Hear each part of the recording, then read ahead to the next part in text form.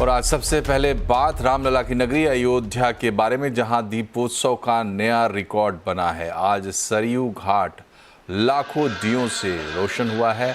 इसके अलावा घाट पर लेज़र और लाइट शो अभी भी जारी है और यहां साउंड और लाइट शो के जरिए रामलीला का वर्णन किया जा रहा है। इस कार्यक्रम में मुख्यमंत्री योगी आदित्यनाथ भी शामिल हुए हैं। उन्होंने कहा कि ये सिर्फ दीप नहीं, सनातन धर्म का विश्वास है। लोग उनसे रामलला का मंदिर बनवाने की मांग करते थे, जिसका सपना पूरा हो चुका है। इसके अलावा योगी सरयू घाट पर पहुंचे, जहां उन्होंने आरती भी की।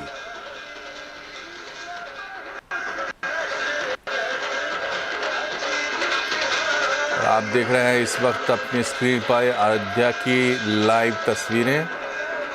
सरयू के घाट पर 28 लाख दियों का रिकॉर्ड और सरयू आरती, उसके बाद ये लेज़र शो चल रहा है। वहाँ पर खुद मुख्यमंत्री योगी आदित्यनाथ मौजूद हैं। राम मंदिर बनने के बाद अयोध्या में ये पहला दीपोत्सव है। छोटी दिवाली के दिन वहाँ हर साल लाखों दिए जलाए जाते हैं। हर साल अलग अलग रिकॉर्ड्स भी बनते हैं। इस बार 28 लाख दियों का रिकॉर्ड बना है और ये राम की पैड़ी के पास से आप देख रहे हैं लाइव तस्वीरें अयोध्या की, साथ ही सरयू आरती।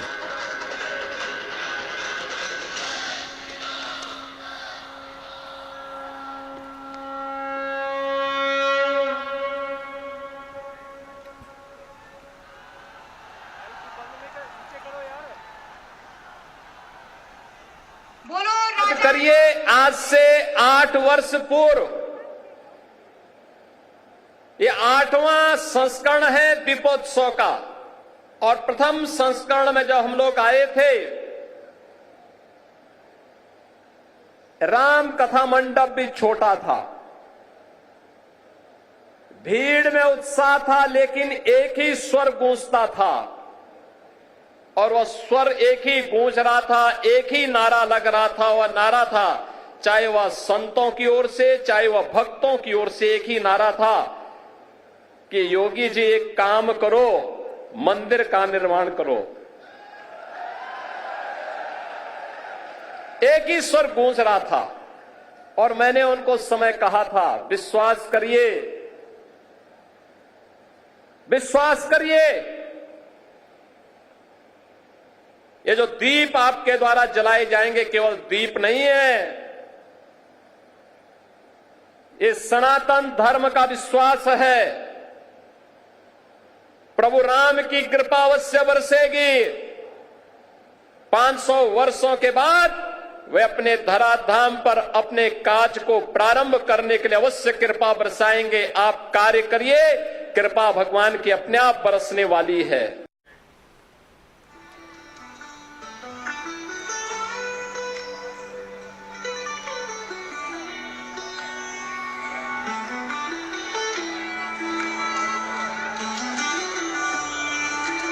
और ये लाइव तस्वीरें आप देख रहे हैं अयोध्या से। थोड़ी देर पहले योगी आदित्यनाथ ने अपने संबोधन में जो कहा था, उसका एक हिस्सा आपने सुना।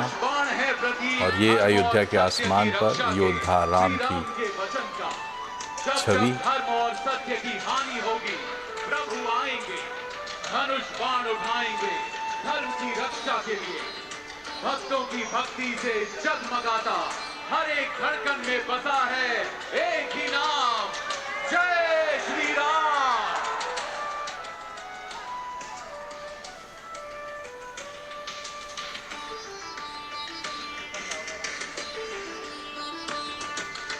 धर्म और कर्तव्य से बंधे श्री राम माता और पिता के वचन की रक्षा के लिए राजसी घाट बाट छोड़ हंसते हंसते वन की ओर प्रस्थान कर गए।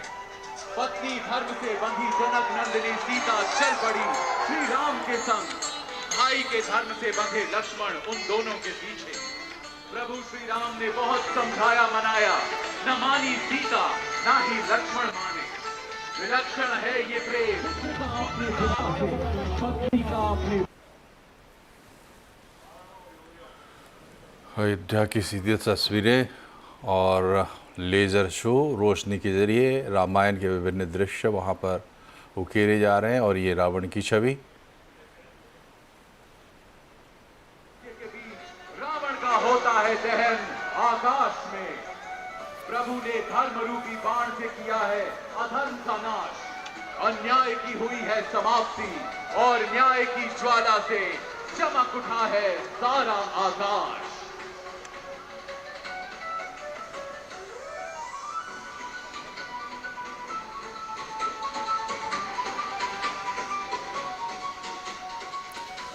तो ये थी देश की सबसे भव्य दीपावली अयोध्या से। इधर अमेरिका में अगले राष्ट्रपति चुनाव से पहले दिवाली का खुमार देखने को मिल रहा है। व्हाइट हाउस में दिवाली का ज़बरदस्त सेलिब्रेशन हुआ। अमेरिकी राष्ट्रपति जो बाइडेन ने कल रात को व्हाइट हाउस में दिवाली मनाई। इसमें 600 से ज़्यादा भारतीय समुदाय के लोग भी शामिल हुए।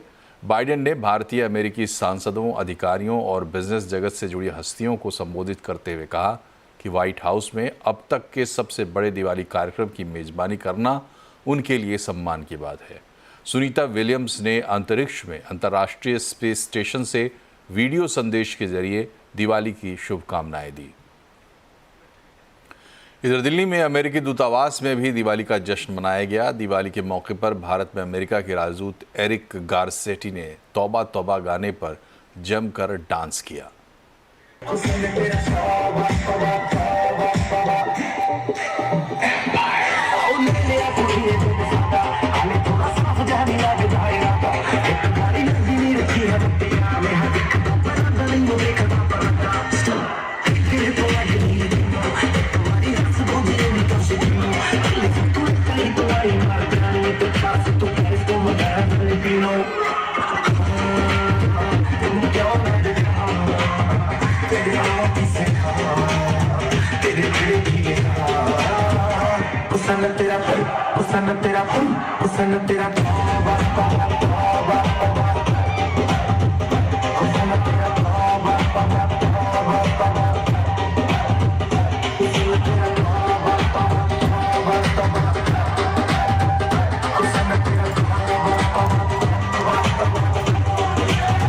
और अमेरिका में 5 नवंबर को राष्ट्रपति पद के चुनाव के लिए वोट भी डाले जाएंगे। कमला हैरिस और डोनाल्ड ट्रंप में कौन किस पर है भारी और दोनों में भारत के लिए कौन रहेगा बेहतर?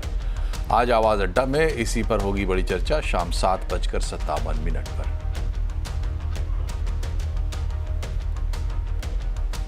और दिवाली के मौके पर अहमदाबाद को दुल्हन की तरह सजाया गया है। रात में अहमदाबाद में इतनी आकर्षक रोशनी की गई है कि मानो सूर्योदय रात को ही हो गया है। देखिए संवाददाता केतन जोशी की ग्राउंड रिपोर्ट। इस वक्त मैं अहमदाबाद के सिंधु भवन रोड पर मौजूद हूं और आप देखिए कि कैसा नजारा है। दीपावली आने को है और यहाँ अलग अलग जगह पर आपको इसी तरह से रोशनी का एक अलग ही सुशोभन देखने को मिलेगा। आप देखिए परिवार के साथ लोग यहाँ सेल्फी ले रहे हैं, रील बना रहे हैं और अलग अलग एरिया जैसे कि river front, airport, CG road, Ellis bridge, आप अहमदाबाद में कोई भी मेन एरिया लेकर जाइए, वहां पर आपको इस तरह का ही माहौल देखने को मिलेगा। आइए हम यहाँ पर कुछ लोग जो आए हैं उनसे बात करते हैं। बताइए, आप यहाँ सिर्फ देखने आए हैं कि कुछ? नहीं, मेरे को ये नजारा बहुत अच्छा लगा है और फर्स्ट बार ये दीपावली के दिन हुआ है और ये नजारा बहुत अच्छा है, इसलिए मैं फोटोज और रील्स बनाने आई हूँ। तो अलग अलग जगह पर अगर आप रिवर फ्रंट चले जाइए तो हजारों लोग आज यहाँ पर आराम से बैठ रहे हैं और ये दीपावली के बाद भी जो प्रशासन ने ये इस तरह का आयोजन किया है वो दीपावली के बाद भी रहने वाला है। तो एक तरह से हम कह सकते हैं कि ये दीपावली रील और इस तरह की मेमोरी के साथ भी लोग मना रहे हैं। और दिवाली पर खरीदारी के लिए अहमदाबाद में एक खास दिवाली बाजार लगता है। यहाँ दूर दूर से लोग खरीदारी करने आते हैं। देखिए केतन जोशी की खास रिपोर्ट। दिवाली को ऐसे ही त्योहारों का राजा नहीं कहा जाता। आप मेरे पीछे देखिए कि पैर रखने की जगह नहीं है, उतनी खरीदारी दिवाली के मौके पर हो रही है। ये अहमदाबाद का भद्र इलाका है और दीपावली के कुछ दिन पहले ही यहाँ पर इस तरह का माहौल आपको देखने को मिल जाएगा। अगर आपको मिठाई चाहिए, कपड़े चाहिए, पटाखे चाहिए, या तो हजारों छोटी मोटी चीजें चाहिए वो यहाँ पर मिल जाएगी। और भद्रा इलाके के इस मार्केट की खूबी ये है कि यहाँ खरीदने वाला और बेचने वाला दोनों फायदे में रहता है, क्योंकि काफी किफायती दाम में बहुत बड़ा मार्केट यहाँ पर लगता है। न केवल अहमदाबाद में लेकिन पूरे गुजरात से यहाँ खरीदारी करने के लिए आते हैं। और मेरे सामने भद्रकाली माता का मंदिर है और सदियों पुरानी एक परंपरा है कि ये नगर की देवी भद्रकाली का आशीर्वाद है कि इस इलाके में कभी भी मंदी का दौर नहीं आएगा। लोग यही समझकर सोचकर बाहर से भी खरीदारी करने के लिए आते हैं। और जिस तरह से एक दीपक अंधेरे को दूर कर देता है, वैसे ही यहाँ खरीदारी करके लोग ये मानते हैं कि अपने जीवन में भी इस तरह की खुशहाली लाए और पूरा साल है वो मंगलमय रहे। इसी शुभकामना के साथ लोग साल दर साल यहाँ पर आते हैं और दीपावली की खरीदारी करते हैं।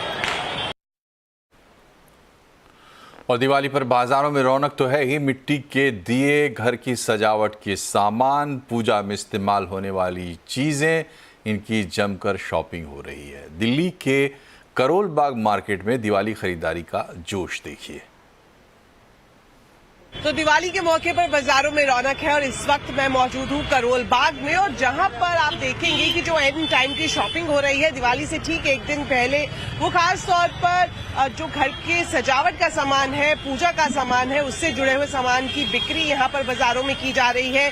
अगर लक्ष्मी गणेश जी की मूर्तियों से शुरुआत करूँ मैं, तो आप देख सकते हैं यहाँ पर कितनी सुंदर मूर्तियां हैं। हर एक साइज में आपको लक्ष्मी गणेश की प्यारी सी मूर्तियां बाजार में मिल जाएगी और रंग बिरंगी माला और हार की भी कई सारी वैरायटी इस बार बाजार में देखने को मिल रही है। तो आप देख सकते हैं यहाँ पर जितने भी लोग हैं वो खास तौर पर जो पूजा से जुड़े हुए सामान है उनकी ही खरीदारी कर रहे हैं। और इसके अलावा अगर आप घर की साज सजावट करना चाहते हैं तो इस तरह की जो फ्रिल्स हैं इनकी भी इस बार बाजार में अच्छी डिमांड दिखाई दे रही है। दिवाली का मौका है तो जाहिर तौर पर दीपोत्सव के तौर पर इस पूरे त्योहार को मनाया जाता है। और यहाँ पर जो अब देख सकते हैं दिया की बिक्री हो रही है। और यहाँ पर एक चीज मैं दिखाना चाहूंगी, इस तरह की जो हट्टी है ये जब दिवाली के वक्त शाम में पूजा की जाती है तो ये हट्टी जरूर पूजा में रखी जाती है। तो अलग अलग साइज की, डिजाइन की और रंगों में हट्टी आपको मिल जाएगी। और दीपोत्सव दिवाली का त्योहार है तो दिया का अपना अलग महत्व होता है। तो अलग अलग साइज के, अलग अलग शेप के रंग बिरंगे दिए भी बाजार में मौजूद है। तो दिवाली से ठीक एक दिन पहले जो शॉपिंग की जा रही है वो पूजा के सामान की जा रही है, घर की साज सजावट से जुड़े हुए सामानों की जा रही है। तो अच्छी संख्या में बाजारों में लोग दिखाई दे रहे हैं। और अब एक काम की बात, दिवाली पर अगर आपको महंगे गिफ्ट मिले हैं तो खुशी में टैक्स की देनदारी को मत भूलिए। हमारे सहयोगी लक्ष्मण रॉय ने बात की टैक्स एक्सपर्ट शरद कोहली से और जाना कि आखिर गिफ्ट पर टैक्स के नियम क्या कहते हैं। सबसे पहले तो दिवाली की आपको ढेर सारी शुभकामनाएं। और इस दिवाली के मौके पर हो सकता है कि आपके पास महंगे महंगे गिफ्ट आ रहे हों, तो गिफ्ट को खोल के देखिएगा कितना महंगा है, क्योंकि जो गिफ्ट आते हैं ना उस पर इनकम टैक्स विभाग की भी नज़र रहती है। अब किन किन गिफ्ट पर नज़र रहती है, कितने महंगे गिफ्ट पर नज़र रहती है, कोहली साहब हमारे साथ हैं, इनसे बेहतर कौन बता सकता है। कोहली साहब, गिफ्ट आए तो किस गिफ्ट पर चिंता करनी चाहिए? मुझे लगता है लक्ष्मण के गिफ्ट की वैल्यू, वैसे तो कहते हैं गिफ्ट की कोई कीमत नहीं होती है, पर फिर भी कीमत तो होती है।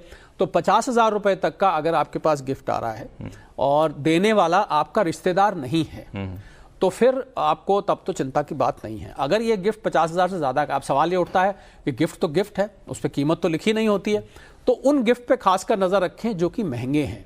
उदाहरण के तौर पर गोल्ड कॉइन आ गया या गोल्ड का कोई बार आ गया या कोई ज्वेलरी का आइटम आ गया, तो वहाँ पर अगर वो 50,000 से ज़्यादा का है तो गिफ्ट इन काइंड पे भी आपको टैक्स देना पड़ेगा। और लक्ष्मण, ये नहीं कि 50-60,000 का गिफ्ट है तो 50 घटा के 10,000 पे टैक्स लगेगा, पूरे 60,000 पे लेने वाले के हाथ में टैक्स लग जाएगा। तो इसमें एक सवाल और उठता है कि मान लिया जाए 10,000 के 8-9 गिफ्ट आ गए तो 50,000 तो क्रॉस नहीं किया किसी एक गिफ्ट कीमत, सारे गिफ्ट की कीमत हमें 70-80 हज़ार रुपये हो गए या लाख-1.5 लाख हो गए कुल मिलाकर, तो ऐसे केस में क्या होता है? देखिए, वैसे तो पर पर्सन माना जाता है कि देने वाला व्यक्ति एक है और अलग अलग हैं देने वाले व्यक्ति और लेने वाला है। पर ऐसे भी सुनने में आया है, ऐसा भी केसेस आए हैं जहां पर इन सबको क्लब करके भी पूरा टैक्स लगा दिया गया। तो इसलिए सलाह ये दी जाती है कि आप गिफ्ट जब लें एक तो नाम लिख लें, आपके पास नाम होने चाहिए, वरना आप नाम नहीं बता पाए कि अलग अलग जगह से मुझे आया था तो सारे को क्लब कर पे भी टैक्स लगता था। पर वैसे 50,000 नॉन रिलेटिव से लेने की लिमिट है। ये कैश पे लगेगा, ये आपके कॉइन्स पे लगेगा, कोई भी ऐसी वैल्यूएबल चीज एक चीज पे नहीं लगेगा लक्ष्मण। आपने मान लीजिए कार या कोई डेप्रिसिएबल है, कई कंपनियां गिफ्ट में एम्प्लॉय को कार दे देती हैं। एम्प्लॉय को अगर दी जा रही है तो वो तो फिर एम्प्लॉय को दिया जा रहा है, एम्प्लॉयर द्वारा, वो सैलरी का हिस्सा बन जाएगा। वहां तो सिर्फ 5,000 तक की माफी है, उससे ज्यादा का गिफ्ट होगा। पर अगर वैसे आप किसी को गाड़ी दे रहे हैं, डेप्रिसिएबल है, आपने सुना होगा, हमने पहले भी इसकी चर्चा की थी, बॉलीवुड में जब कोई पिक्चर हिट हो जाती है, फिल्म हिट हो जाती है, तो बड़ा एक्टर छोटे एक्टर को या दोस्त कार गिफ्ट करता है महंगी, उस पर सरप्राइजिंगली टैक्स नहीं लगता है। अच्छा। तो अगर डेप्रिसिएबल एसेट है तो ऐसा देखा गया टैक्स नहीं लगता। पर अगर गोल्ड है, कैश है, बैंक ट्रांसफर है, इस पे 50 प्रॉपर्टी है तो 50,000 रुपए तक की माफी है। 50,000 से जैसे ही क्रॉस करेगा पूरे अमाउंट पर लेने वाले के ऊपर बाकायदा टैक्स। अच्छा, इसमें एक चीज़ और कि अगर मान लिया गिफ्ट हमें मिला है, भले ही 50,000 का हो या 50,000 से कम का हो, तो क्या हम लोग कहीं पे इनकम टैक्स रिटर्न फाइलिंग में दिखा देना चाहिए कि देखो जी इतने का हमें गिफ्ट मिला है, ताकि कल कोई इशू ना आए? बिल्कुल, अगर वो 50,000 के अंदर है तो एक इनकम टैक्स रिटर्न में स्केड्यूल होता है जिसको हम स्केड्यूल EI कहते हैं, एग्जेम्प्ट इनकम। 50,000 से नीचे है उसमें दिखाइए, और अगर 50,000 से ज्यादा का है आप टैक्स भी देना। अब मैं तो समझता हूं लक्ष्मण, अगर मान लीजिए 1 लाख का गिफ्ट आ गया और उस पर 30,000 टैक्स देना भी पड़ गया तो 70,000 तो फिर भी गिफ्ट का गिफ्ट ही रहा। अगर ऐसा है तो फिर इनकम फ्रॉम अदर सोर्सेस में आप उसको दिखाएंगे, पर 50,000 से नीचे का है तो शेड्यूल EI में आपको दिखा देना चाहिए, जिससे कल को अगर कोई सवाल उठता है कि ये पैसा, ये कॉइन, ये प्रॉपर्टी कहां से आई, तो आप जवाब दे सकते हैं। हालांकि इससे ज़्यादा सवाल नहीं पूछूंगा मैं, वरना जिन लोगों को गिफ्ट आ रहे हैं वो लोग खुशी होने के बजाय निराश ज़्यादा होंगे। तो आप लोग खुश हो जाइए, गिफ्ट आया है और अभी दिवाली मनाइए और बाद में देख लीजिए गिफ्ट की कीमत क्या है। और फिर कोहली साहब ने जो बताया है, डरिएगा नहीं, इन्होंने सावधान किया है, इसके हिसाब से टैक्स के नियमों का ख्याल रखिएगा। और अब देख लेते हैं कि दिवाली से पहले बाजार का मूड कैसा है। 2 दिन की तेजी के बाद बाजार में आज फिर गिरावट देखने को मिली। सेंसेक्स 427 पॉइंट गिरा, निफ्टी 126 पॉइंट फिसल कर बंद हुआ। Mid cap small cap index बढ़त लेने में कामयाब रहे। इसके अलावा FMCG, ऑटो, मेटल इंडेक्स बढ़त पर बंद हुए हैं, लेकिन बैंकिंग, फार्मा, IT शेयरों में आज भी दबाव रहा। और दिवाली से पहले सोना भी नए आयाम पर, नए आसमान पर पहुंच गया है। ऑल टाइम हाई बनाते हुए MCX पर सोना 79,772 रुपये प्रति 10 ग्राम की ऊंचाई पर पहुंच गया है। भावों में जो तूफानी तेजी आई उससे ये समझ आ रहा है कि 80,000 का माइलस्टोन भी बेहद करीब है। वर्ल्ड गोल्ड काउंसिल की रिपोर्ट भी ये साफ जता रही है कि देश में सोने की मांग बढ़ रही है। आंकड़ों की माने तो Q3 में सोने की मांग में 18% का उछाल देखा गया है। और यहां रुकते हैं एक छोटे से ब्रेक के लिए, लेकिन खबरें अभी और भी हैं, इसलिए जुड़े रहिए हमारे साथ।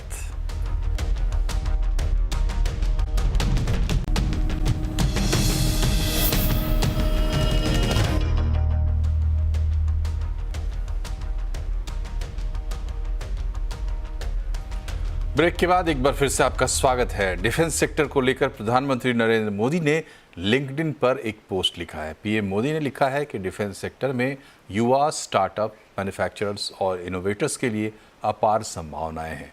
इनके पास इस ऐतिहासिक पल का हिस्सा बनने का मौका है। इस पर ज़्यादा डिटेल के लिए चलते हैं लक्ष्मण रॉय के पास। बताएं लक्ष्मण जी, क्या क्या है खास इस पोस्ट में? देखिए, इस पोस्ट में 2 पहलू पर खास जोर दिया गया है। एक पहलू है कि रक्षा क्षेत्र में हम कैसे आत्मनिर्भर बन रहे हैं, और दूसरा रक्षा क्षेत्र किस तरीके से स्टार्टअप के लिए, रोजगार चाहने वालों के लिए एक नया बहुत बड़ा सेक्टर बनकर उभर कर सामने आ रहा है।